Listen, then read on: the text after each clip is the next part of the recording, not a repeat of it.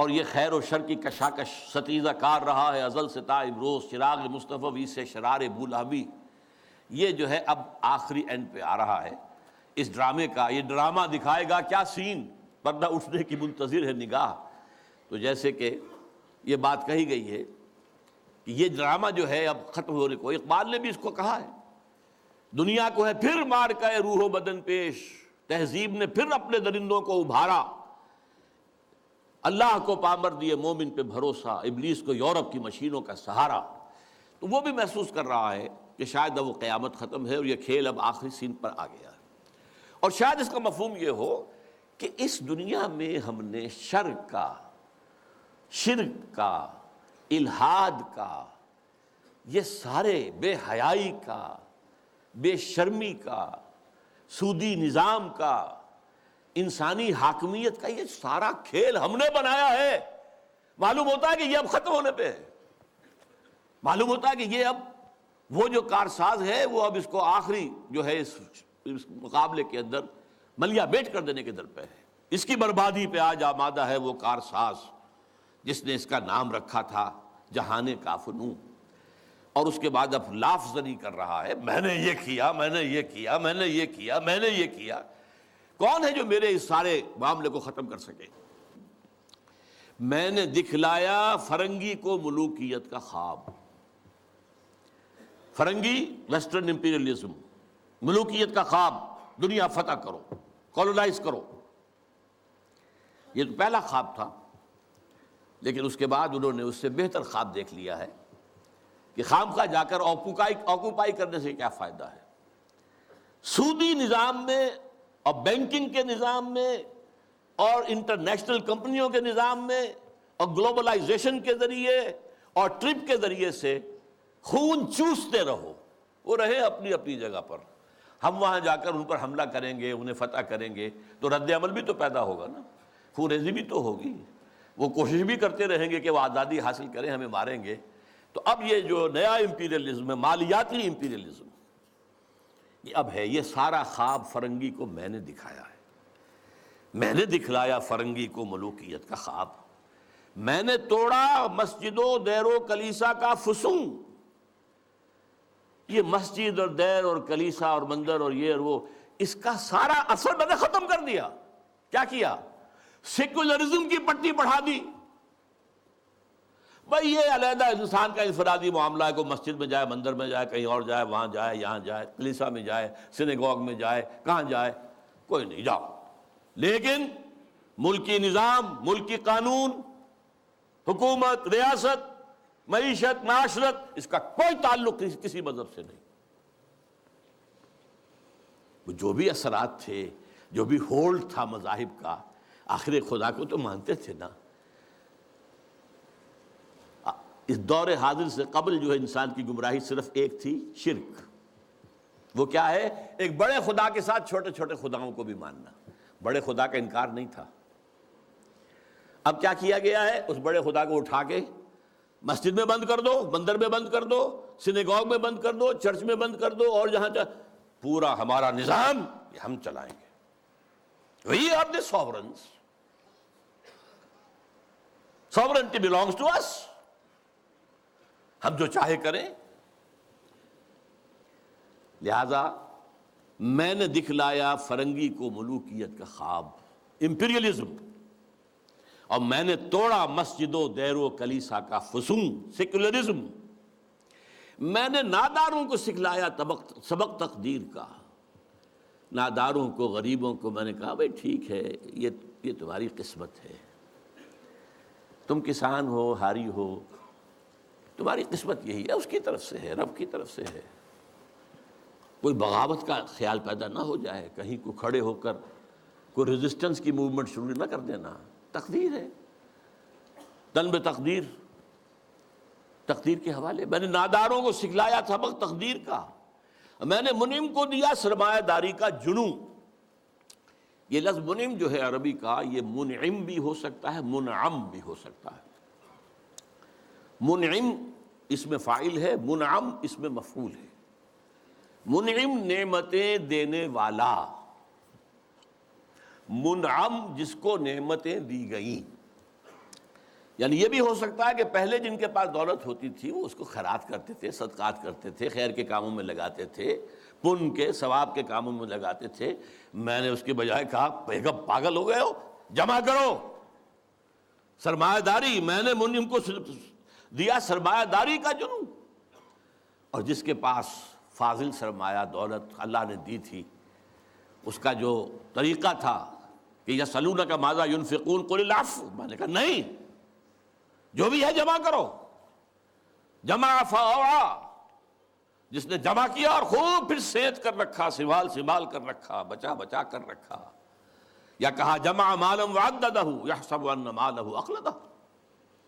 یہ سبق میں نے دولت مند کو سکھا دیا۔ تو میں نے ناداروں کو سکھلایا سبق تقدیر کا، میں نے منعم کو دیا سرمایہ داری کا جنون۔ کون کر سکتا ہے اس کی آتش سوزاں کو سرد، جس کے ہنگاموں میں ہو ابلیس کا سودے دروں؟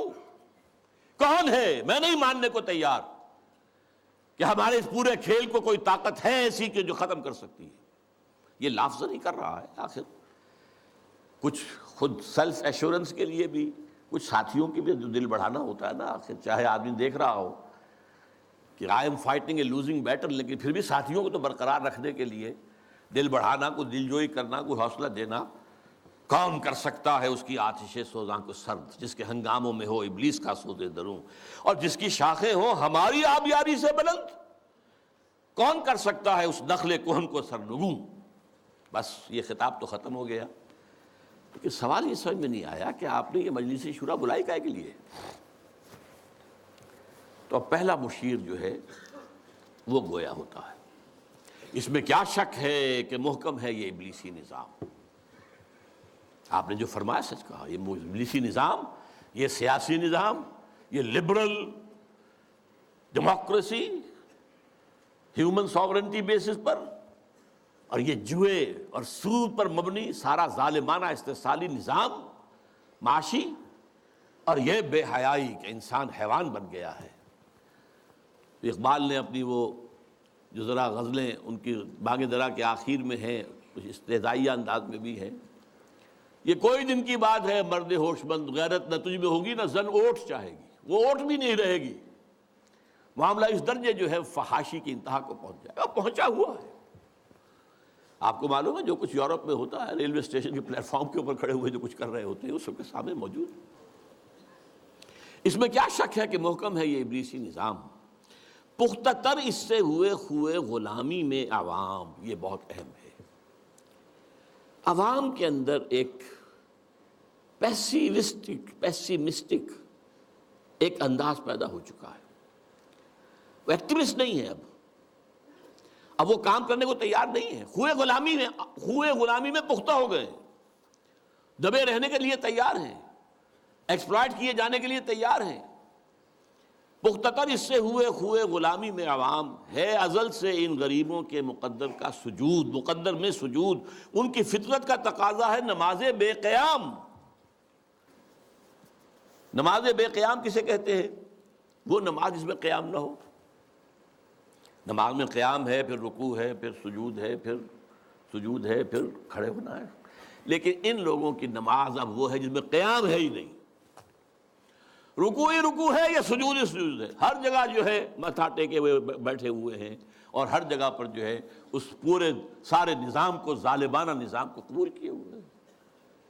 کچھ تقدیر تن بتقدیر ہیں، کچھ کہتے ہیں مجبور ہیں، کیا کریں، کچھ حال مست ہیں، کچھ مال مست ہیں، لیکن یہ کہ کوئی بھی اس کے مقابلے میں آنے کو تیار نہیں ہے۔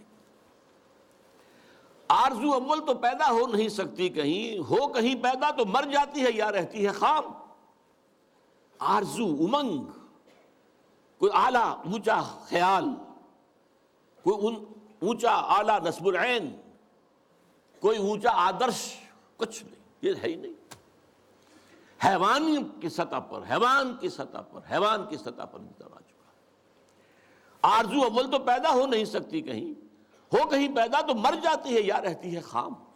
اگر ہو بھی جائے تو مر جاتی ہے فوراً۔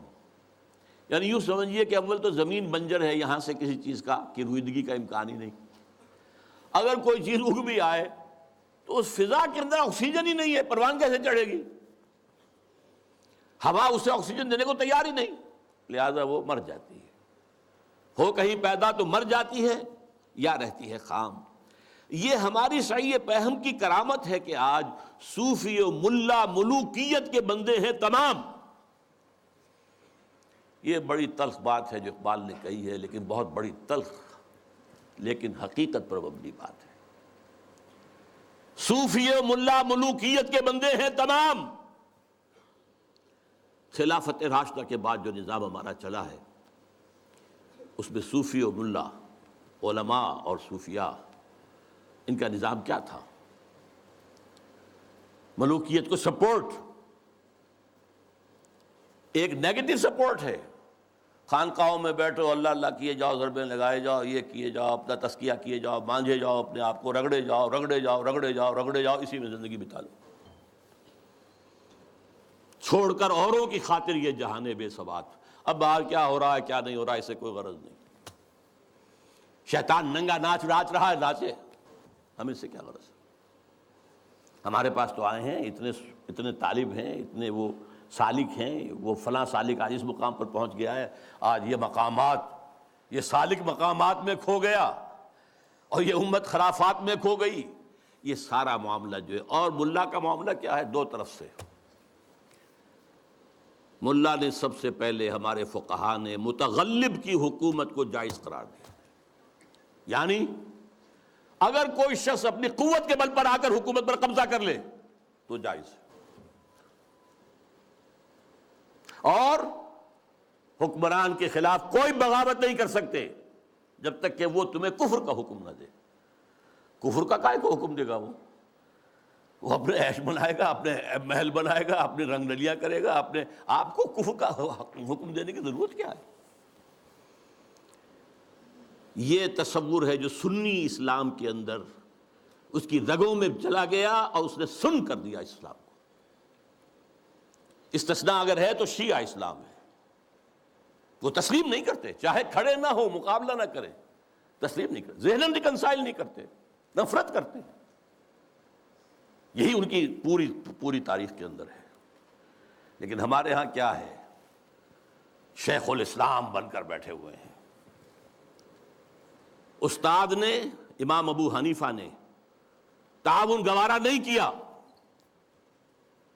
اس ملوکیت کے ساتھ، عہدے کی پیشکش کی گئی، قاضی القضات ہو جاؤ گے تم، تمہارا فتویٰ جو ہوگا وہی قانون بن جائے گا۔ ان کا نہیں، ہرگز نہیں، جیل کاٹی، مارے کھائیں۔ شاگرد نے، قاضی ابو یوسف، عہدہ قبول کر کے تعاون شروع کر دیا۔ استاد نے کہا تھا مزارعت حرام، جس کی زمین ہے خود کاشت کرے۔ شاگرد صاحب نے کچھ تھوڑی سی شرطیں لگا کے مزارعت جائز۔ کیوں؟